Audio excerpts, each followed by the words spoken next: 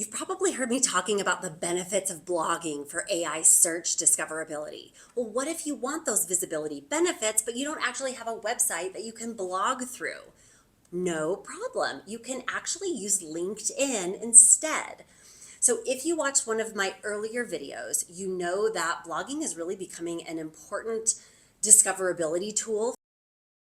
But your LinkedIn articles and newsletters can actually work in a similar way. We're seeing this. Your LinkedIn content is indexed by Google, and it's even being cited in AI answers and AI overviews, which means that the content that you publish there can actually show up when people are searching real estate questions. So if you don't have a website where you can blog, don't wait. This can actually do that job for you. Start where you are and try writing a LinkedIn article. Focus on educational content, focus on answering the exact questions that your buyers and sellers are asking you every day.